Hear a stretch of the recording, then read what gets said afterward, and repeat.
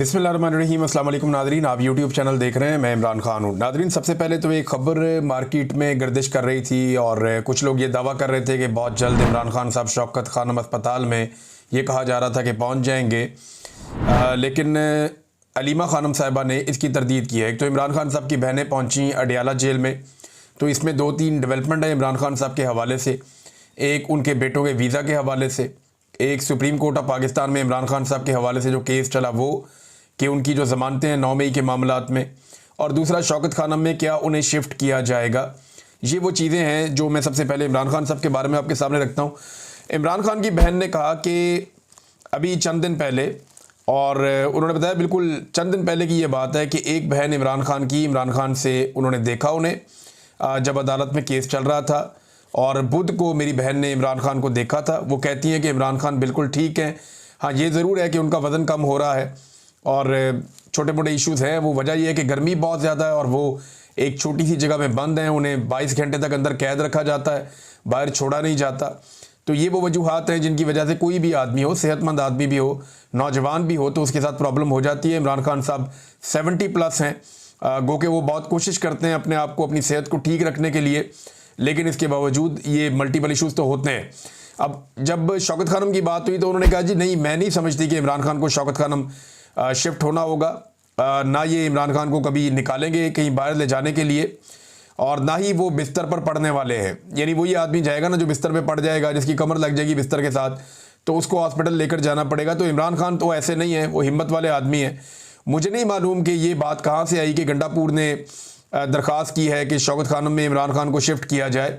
ये खबर एक्चुअली इस तरह से आई थी कि गंडापुर साहब ने कोई दरख्वास्त की है कि इमरान खान साहब को शौकत खानम अस्पताल शिफ्ट कर दिया जाए या उन्हें वहाँ पे दाखिल करवा दिया जाए। इमरान खान साहब, मुझे नहीं लगता कि ऐसा वो करेंगे। हाँ, लेकिन एक जो दरख्वास्त है वो उनकी पार्टी की जानिब से दी जा रही है, और वो ये कहा जा रहा है, पार्टी भी कह रही है, उनकी बहनें भी कह रही हैं कि इमरान खान साहब को उनके डॉक्टरों से चेक करवाएं और ये इजाज़त दी जाए कि इमरान खान साहब के जो अपने मुआलिज हैं वो आएँ और आकर इमरान खान साहब को जेल में देखें, ताकि जो है इमरान खान साहब की भी और बाकी फैमिली की और जो कारकुन है पाकिस्तान तहरीक इंसाफ के, उनकी भी तसल्ली हो जाए। इस पे जो है वो शौकत बसरा साहब ने एक आइडिया दिया है कि तमाम MPs MNAs जाके अडियाला के बाहर पुरअमन तौर पे बैठ जाएं, जब तक इमरान खान साहब को उनके अपने डॉक्टरों से ना मिलवाया जाए तब तक वो वहाँ पे धरना देकर बैठें और एहतजाज करें। भारत इमरान खान साहब की बहनों को जब मैं ये वीडियो रिकॉर्ड कर रहा हूँ तब तक के लिए तो इतला ये थी कि उन्हें नहीं मिलवाया गया। इमरान खान साहब के बेटों के नाइकॉप के हवाले से, देखिए नाइकॉप वाला मामला तो लटका हुआ है, वो तो लंबा चलेगा, लेकिन उनके बेटों को वीज़े भी फराहम नहीं किए जा रहे और ये मामला लगातार हुकूमत की जानिब से लटकाया जा रहा है। तो हुकूमत ये देख रही है कि कब वीज़े फराहम करने हैं उनके बेटों को। मेरे ख्याल में हुकूमत ये फैसला तब करेगी जब चीज़ें थोड़ी डाउन हो जाएंगी, और तब वो उनके बेटों को आने की इजाज़त देगी और इमरान खान से मिलने की इजाज़त देगी। हुकूमत ऐसे मौके पर नहीं आने देगी जब मामला ज़रा गर्म हो। जो मुझे दिखाई देता है वो ऐसे ही है। सुप्रीम कोर्ट ऑफ पाकिस्तान में आज इमरान खान साहब का केस लगना था, और ये केस शहबाज रिजवी साहब और तारक बाजवा साहब, 2 जज हैं लाहौर हाई कोर्ट के, उन्होंने इमरान खान साहब के खिलाफ फैसला दे दिया था, उनकी ज़मानत खारिज कर दी थी 9 मई के हवाले से। और जिस बुनियाद पे खारिज की थी, यानी वो बड़े अजीबोगरीब मामलात थे। यानी एक पुलिस वाला कहता है कि वो सोफ़े के नीचे था, कोई कहता है जी मैं टेबल के नीचे था, कोई कहता है जी मैं पर्दे के पीछे था।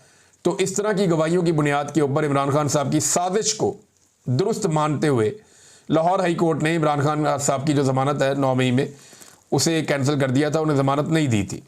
तो अब ये जस्टिस याह्या अफरीदी साहब की अदालत में मामला है, तो याह्या अफरीदी साहब केस की मेरिट पर बात नहीं करेंगे, ये उन्होंने अपनी अदालत के अंदर कहा।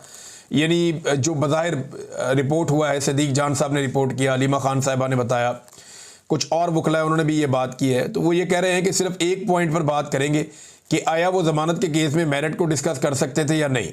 यानी लाहौर हाई कोर्ट में जो ज़मानत का केस है उसके अंदर जो केस के मेरिट्स हैं कि ये केस ठीक तरह बना है या नहीं बना, इसको डिस्कस किया जा सकता था या नहीं किया जा सकता था, सिर्फ ये नुकता हम यहाँ पे उठाएंगे, हम मेरिट्स के ऊपर बात नहीं करेंगे। इसका सादा मतलब जो मुख्तलिफ लोगों ने समझाया, जो वहाँ पे जर्नलिस्ट मौजूद थे, उन्होंने, क्योंकि मैं कोर्ट रिपोर्टर नहीं हूँ, मैं इतना कानूनी मामलात को नहीं जानता, एक तालिब इल्म हूँ इस हवाले से, लेकिन जो चीज़ें सामने आई मैं आपके सामने रख देता हूँ। जितना मैंने इसको समझा है वो ये है कि सुप्रीम कोर्ट ऑफ पाकिस्तान नहीं चाहती कि ये वाले मामला सुप्रीम कोर्ट ऑफ पाकिस्तान में आए कि एक पुलिस वाला टेबल के नीचे छुप गया, कोई पर्दे के पीछे घुस गया, कोई सोफ़े के नीचे घुस गया, और ये पुलिस वालों ने इस तरीके से इमरान खान साहब की साजिश पकड़ी, फिर कभी रिपोर्ट भी नहीं की, फिर कभी जय वकुआ पे भी नहीं गए, फिर उसके बाद कभी किसी को बताया भी नहीं, और जब बताया तो उसके बाद भी कोई वहाँ पे नहीं गया, किसी ने जाके इलाके का नक्शा नहीं बनाया।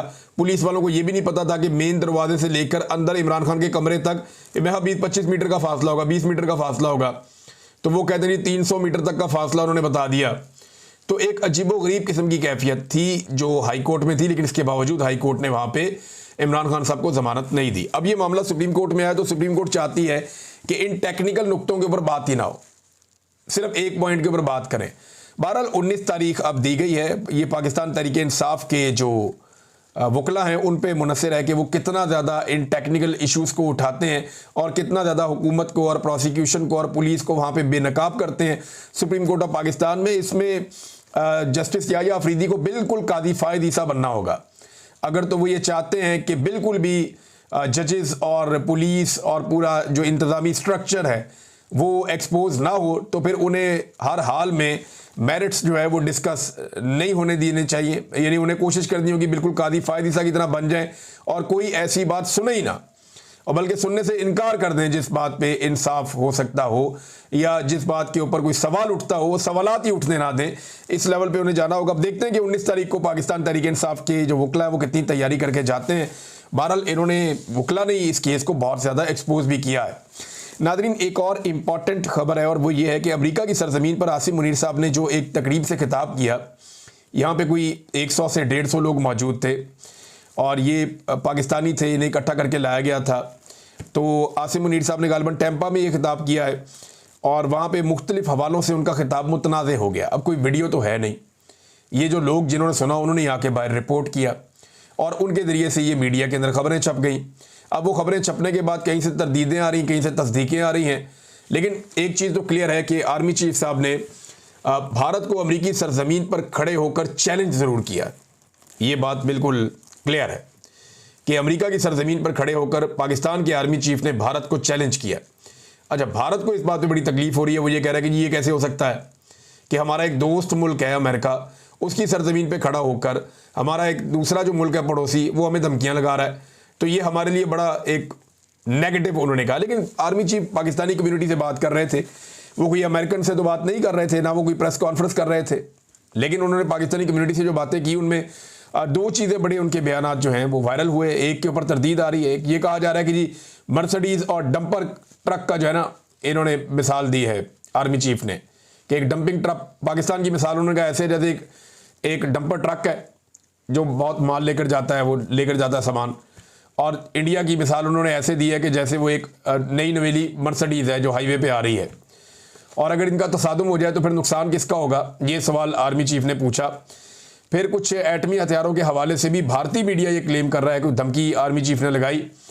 अब ये जो आर्मी चीफ ने धमकी लगाई, मुझे नहीं लगता कि इसका कोई सबूत भारत के पास है, लेकिन एक चीज़ और जो अंदर से रिपोर्ट हुई है कि आर्मी चीफ का ये कहना है कि वो मिसाइल मारकर जो 10 मिसाइल मारे तो भारत के अंदर जो डैम्स बने हुए हैं उनके स्ट्रक्चर तबाह हो सकते हैं। तो ये प्रैक्टिकली ये बात मुमकिन नहीं है। वो इस तरह मुमकिन नहीं है कि रशिया ने अभी यूक्रेन में बड़ी कोशिश की है, सिर्फ टर्बाइनों को वो नुकसान पहुंचा सका है। ये जो नए बड़े जदीद डैम है ना, जो भारत ने कश्मीर में बनाए, मुख्तलिफ इलाकों में बनाए, ये डैम्स कंक्रीट के बने हुए होते हैं। इनको तोड़ने के लिए आपको वहाँ पे बम नस्ब करने पड़ते हैं, इनकी जड़ों के अंदर घुसना पड़ता है, प्रैक्टिकली जाकर एफर्ट करनी पड़ती है, फिर जाकर आप कुछ कर सकते हैं। ऊपर से मिसाइल मार के तो अभी रशिया भी यूक्रेन के डैम्स नहीं तोड़ सका, तो ये ऐसे मुमकिन नहीं होता। हाँ, टर्बाइन्स वगैरह को उन्होंने नुकसान पहुंचाया, ये पाकिस्तान कर सकता है। डैम एक कंक्रीट का बहुत बड़ा स्ट्रक्चर होता है। यहाँ पाकिस्तान में कुछ ऐसी साइट्स दिखाई गई थी कश्मीर में जहाँ ये क्लेम किया गया कि भारत ने यहाँ पे मिसाइल मारे थे डैम्स के करीब या डैम्स की जो साइट्स हैं उनके ऊपर, तो कोई नुकसान नहीं हुआ। कंक्रीट का जो हैवी स्ट्रक्चर होता है उसके लिए बहुत हैवी किस्म के मिसाइल चाहिए, जैसे अमेरिका के पास है जो वो B-52 बॉम्बर के ज़रिए जाते हैं, वो बहुत नीचे ज़मीन में कई 100 फुट तक घुस जाते हैं, वहाँ पे जाके वो धमाका करते हैं। तो इस तरह की टेक्नोलॉजी ना पाकिस्तान के पास है ना इंडिया के पास है। लेकिन आर्मी चीफ को ना बड़ी नपी तुली बात करनी चाहिए थी। बेशक वो पाकिस्तानियों से खिताब कर रहे थे और बड़ी ज़रूरत है आर्मी चीफ को इस बात की कि जब भी वो कभी पाकिस्तान से बाहर जाएं, अव्वल तो उनका ये काम नहीं है कि वो कम्युनिटीज़ को मुखातिब करें या सियासी नौयत की बातचीत करें या इस किस्म के तजारत के मामलात या खारजा पॉलिसी के मामलात, इन पे वो बात करें। ये वज़ीर दिफा मौजूद है, वो भारत को खुद टैकल कर सकता है, खुद उन्हें जवाब दे सकता है। वजारत खारजा मौजूद है, वो भारत को जवाब दे सकते हैं, टैकल कर सकते हैं। तो आर्मी चीफ को गुरेज करना चाहिए। लेकिन अगर उन्होंने ये करना भी है तो उन्हें बड़ी नपी तुली बात करनी चाहिए, और वो जो बातचीत उन्होंने करनी है उस बातचीत के लिए बाकायदा मुझे लगता है कि एक्सपर्ट्स हायर करने चाहिए, ताकि उसके असरात फिर उस तरह ना हो। देखिए, अभी तो इस वक्त प्रॉब्लम ये है ना इंडिया के साथ कि अमेरिका इंडिया से नाराज़ है रशिया की वजह से, और उसका फ़ायदा पाकिस्तान को हो रहा है। सादा बात यह है कुल मिलाकर कि पाकिस्तान के अमेरिका के साथ उतने अच्छे ताल्लुकात नहीं हैं जितना पाकिस्तान को फ़ायदा हो रहा है कि अमेरिका और भारत के ताल्लुकात के बीच में एक रखना पड़ने का। लेकिन फ़र्ज़ करें कि भारत एक बहुत बड़ी मईशत है, एक बहुत बड़ी ताकत है, वो कल को कामयाब हो जाता है अमेरिका के साथ अपने ताल्लुकात को नॉर्मलाइज करने में, तो पाकिस्तान फिर वापस चला जाएगा ज़ीरो पे।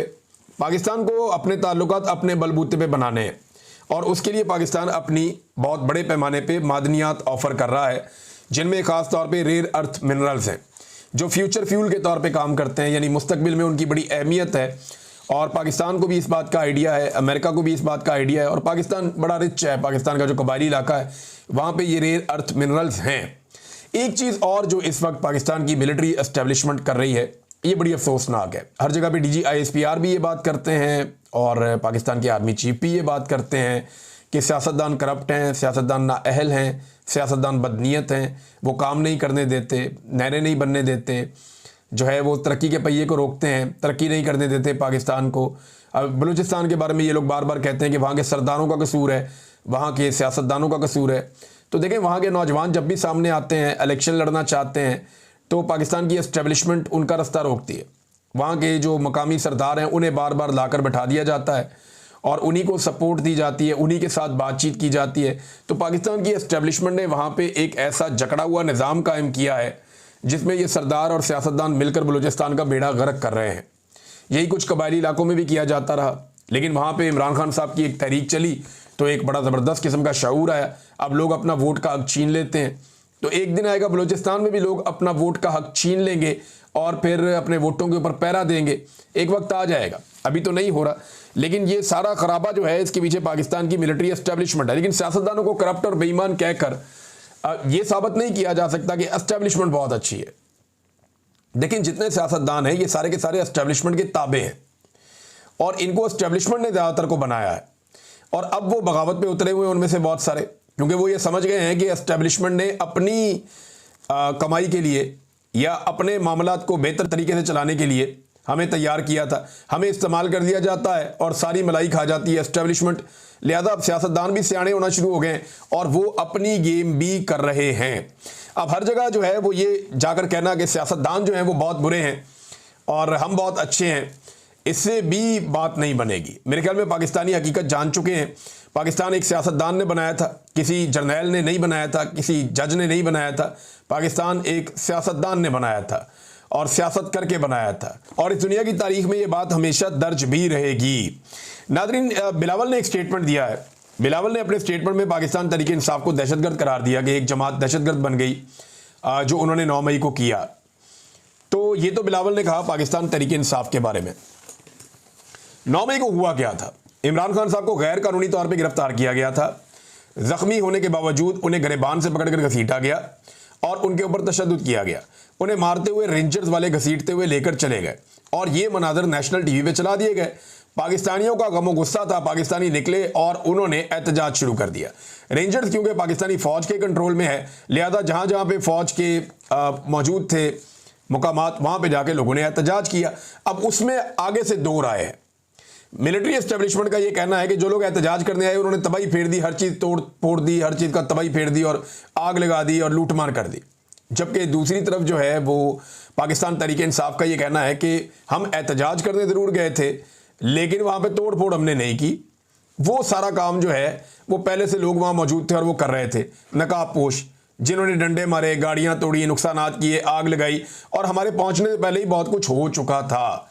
अब ये 2 अलग अलग चीज़ें। इसमें पाकिस्तान तहरीक इंसाफ के चेयरमैन और साबिक वज़ीर आज़म इमरान खान साहब बार बार ये कहते हैं कि आप CCTV फुटेज निकालें, और उसमें देखें, अच्छा वहां सारे सीसीटीवी कैमरास लगे हुए हैं लेकिन फुटेज गायब कर दी गई है। ये मामला जो है वो मिलिट्री कोर्ट्स में भी उठाया गया था कि सीसीटीवी फुटेज कहाँ है, और उसका जवाब वहां पे भी नहीं दिया जा सका। आम अदालतों में भी ये मामला उठाया गया लेकिन इसका जवाब वहां पे भी नहीं दिया जा सका। तो सीसीटीवी फुटेज गायब कर दी गई जिसके अंदर सारे हकायक थे, और इस तरह पाकिस्तान तहरीक इंसाफ के मौक़िफ़ को एक तक़वियत तो मिलती है कम से कम कि सीसीटीवी फुटेज गायब है। अगर वो फुटेज मिल जाए तो पता चल जाए कि लोगों के आने से पहले कितनी तबाही हुई, लोगों के आने के बाद कितनी तबाही हुई, सिक्योरिटी किस वक्त गायब हुई और सिक्योरिटी किसके कहने पर गायब हुई, और डंडे मारने और तोड़ने वाले लोग कौन थे और वो लोग आज तक पकड़े गए या नहीं पकड़े गए। ये वो सारे सवालात हैं जिनका जवाब अभी तक नहीं मिला इस मामले में। लेकिन बिलावल ने कह दिया कि पीटीआई जो है वो एक दहशतगर्द जमात बन गई 9 मई के बाद। लेकिन बिलावल ने क्या किया और बिलावल की पार्टी ने क्या किया, ये जरा मैं आपके सामने कुछ तफसीलात रखता हूं। नाज़रीन, जब बेनज़ीर भुट्टो शहीद हुई ना 27 दिसंबर को, तो 27 दिसंबर से लेकर 30 दिसंबर तक मुल्क भर में अरबों रुपए की सरकारी और निजी इमलाक लूट ली गई थी। जगह जगह आग लगा दी गई थी, बैंक लूटे गए थे, शहरी लूटे गए थे, लोग कत्ल किए गए थे और ख़वातीन को अगवा तक किया गया था। मुबैना तौर पे रेप भी किए गए थे। सिंध से पंजाब आने वाली सड़कें और रेलवे ट्रैक तक उखाड़ दिए गए थे। क्या वो दहशतगर्दी नहीं थी? मीडिया रिपोर्ट्स के मुताबिक मुबैना तौर पर पीपल्स पार्टी के हामियों के दंगे फसाद के दौरान 47 लोग मारे गए जिनमें पुलिस एहलकार भी शामिल थे। मुबैना तौर पर पीपल्स पार्टी के हामी मुल्क भर और बिलखसूस कराची में अंधाधुंध फायरिंग करते रहे, सियासी मुखालिफिन को ढूंढ ढूंढ कर कत्ल करते रहे। मुल्क भर और बिलखसूस कराची में सिविल वॉर जैसा माहौल बर्पा कर दिया गया। करोड़ों लोग खौफजदा और महसूर होकर रह गए थे। गाड़ियों के साथ बांधकर जो एटीएम मशीनें हैं उन्हें बाहर खींच लिया गया था और मुल्क भर में मुतअद्दिद बैंक जो हैं वो लूट लिए गए थे। दर्जनों बैंकों को आग लगाकर जला भी दिया गया था ताकि रिकॉर्ड ही जल जाए। अल जजीरा के मुताबिक 176 बैंक, 34 पेट्रोल पंप, 72 ट्रेन की बोगियां, 18 रेलवे स्टेशन, सैकड़ों कारें, बसें, मोटरसाइकिल और सरकारी दफातर, इमारतें, सियासी जमातों के दफातर और अनगिनत दुकानें, प्लाजे जलाकर राख कर दिए गए थे। ये किया गया था जनाब पीपल्स पार्टी की जानिब से जब बेनज़ीर भुट्टो शहीद हुई थी। तो पीपल्स पार्टी को तो किसी ने दहशतगर्द नहीं कहा। इतनी तबाही फेरने के बावजूद इस तबाही के सामने तो पाकिस्तान तहरीक इंसाफ ने 5% भी नहीं किया। 5% भी नहीं किया। रेलवे भी एक कौमी इदारा है, फौज भी एक कौमी इदारा है। बैंक तो नहीं लूटा एक भी पीटीआई ने। बंदे तो कत्ल नहीं हुए, बंदे तो उल्टा पीटीआई के कत्ल हो गए। नादरीन, डॉन न्यूज़ के मुताबिक पाकिस्तान को उस वक्त इस इब्तदाई तौर पे $2 अरब का नुकसान हुआ था और एक डेली टाइम्स की रिपोर्ट है FPCCI, इसका तखमीना है कि जीडीपी का 8% पाकिस्तान का नुकसान हो गया था उन 3 दिनों में। इतनी तबाही फेरी थी पाकिस्तान के अंदर। और आज बिलावल सीधा खड़े होकर बड़े आराम से ढिला मुंह करके ये कह रहे हैं कि 9 मई में पीटीआई जो है वो दहशतगर्द बन गई है। तो फिर 27 दिसंबर से लेकर 30 दिसंबर तक फिर तो पीपल्स पार्टी तो बहुत बड़ी दहशतगर्द जमात बन गई थी। लेकिन पाकिस्तान की खातिर सारे आगे बढ़े थे और यहाँ 2 साल से एक पॉलिटिकल पार्टी को कुचला जा रहा है, उसको तबाह किया जा रहा है। ये सारा मामला डिज़ाइन ही एक पॉलिटिकल पार्टी को तबाह करने के लिए है। जबकि बेनज़ीर भुट्टो का कत्ल एक इंतहाई अफसोसनाक वाक़या है और जिस तरह इमरान खान साहब की गिरफ्तारी एक इंतहाई अफसोसनाक वाक़या है। दोनों पे अवाम का रद्द-ए-अमल जो है वो फितरी है। लेकिन बैंक लूटना कौन सी फितरत है? यानी वो तो बैंक लूट लिया लोगों ने, उसमें से पैसा निकाल लिया, एटीएम मशीनें घसीट के बाहर निकाल ली, इंसानों को कत्ल कर दिया, वो कौन सी फितरत है? तो ये बिलावल साहब को अपनी दफ़ा याद नहीं है कि उन लोगों ने क्या किया था। और आज एक ऐसी जमात जो सिर्फ एहतजाज करना चाहती है पुरअमन तौर पे, उसको दीवार से सिर्फ इसलिए लगाया जा रहा है कि उसकी मकबूलियत का मैदान में ये लोग मुकाबला नहीं कर पाते। नादरीन, 14 अगस्त के हवाले से पाकिस्तान तहरीक इंसाफ ने कहा जी हम जश्न मनाएंगे और आज़ादी का जश्न मनाएंगे और साथ अपनी तहरीक भी जारी रखेंगे। यानी लोग पाकिस्तान तहरीक इंसाफ का और पीटीआई का झंडा लेकर निकलेंगे और लोग जश्न मनाएंगे। एक वीडियो नादरीन मैं देख रहा था, इसमें एक छोटी बच्ची है, लड़की है, वो झंडे बेच रही है पाकिस्तान के और पीटीआई के। अब पीटीआई का झंडा बिकता है ना, तो ये तो गरीब लोग हैं, इन्हें क्या पता ये पीटीआई का झंडा बेच रहे हैं। वो तो पाकिस्तान का झंडा भी इसलिए बेचते हैं कि उस पर 4 पैसे बच जाते हैं। वो पीटीआई का झंडा भी इसलिए बेच रहे हैं कि उस पर 4 पैसे बच जाएंगे। अब वो गरीब है, उसका तो पेट कहता है कि मुझे रोटी चाहिए। वो तो भूख के तो मजबूर होकर ये सामान बेचने के लिए सड़क पे बैठे हुए हैं। वहाँ पुलिस आके उसको हरासा कर रही है। लोग आकर उसे कह रहे हैं जी पीटीआई का झंडा आप नहीं बेच सकते, आप पाकिस्तान का झंडा बेच लें। भैया पीएमएलएन का झंडा बेचे, नहीं बिकता, अब क्या करें? पीपल्स पार्टी का झंडा बेचे, नहीं बिकता, क्या करें? एमक्यूएम का, एएनपी का, बाकियों के झंडे नहीं बिकते, मुफ्त आपको बांटने पड़ते हैं, क्या करें? पीटीआई का वाहिद झंडा है जो दुकान के ऊपर भी बिकता है, जो सड़क के ऊपर भी बिकता है। अब लोगों की डिमांड है, क्या किया जा सकता है? हो सकता है कल ये डिमांड ना हो, लेकिन जब तक है तब तक लोग बेचेंगे। अच्छा नाज़रीन, एक आखिर में मैं एक अनाउंसमेंट कर दूं छोटी सी, कि हम 14 अगस्त पे सब यहाँ पाकिस्तानी, जहाँ मैं मौजूद हूँ बरतानिया में, मैनचेस्टर में हम इकट्ठे होंगे, और इसके हवाले से सोशल मीडिया पे मैं वो अनाउंसमेंट भी कर दूंगा और वीलॉग में बता भी दूंगा, नेक्स्ट वीलॉग में, कि हम किस जगह इकट्ठे होंगे, कहाँ से कहाँ तक वॉक करेंगे। तो हमारा प्रोग्राम है, जितने पाकिस्तानी यहाँ पे मौजूद हैं, बहुत सारे पाकिस्तानी मिलने के लिए भी कहते रहते हैं कि मिलना है, और ये एक ऐसा मौका है कि हमारा आज़ादी का जश्न है, तो हम सब मिलकर मनाएंगे। और मैं आप सबके बीच में अपने दीगर दोस्तों के साथ, जो कुछ और जर्नलिस्ट यहाँ पे मौजूद हैं, उन्हें भी बुलाऊंगा, कुछ बहुत सारे दोस्त यहाँ पे मौजूद हैं, उन्हें भी बुलाएंगे। हम सारे इंशाल्लाह इकट्ठे हो रहे हैं, और कुछ दोस्त पाकिस्तान से भी आ रहे हैं, तो हम पाकिस्तान के झंडों के साथ निकलेंगे और यहाँ मैनचेस्टर में एक रैली निकालेंगे, एक वॉक करेंगे, और पाकिस्तान जिंदाबाद के नारे लगाएंगे इंशाल्लाह। बहुत शुक्रिया आपका, अपना ख्याल रखिएगा, अपने इस चैनल का भी। अल्लाह हाफ़िज़।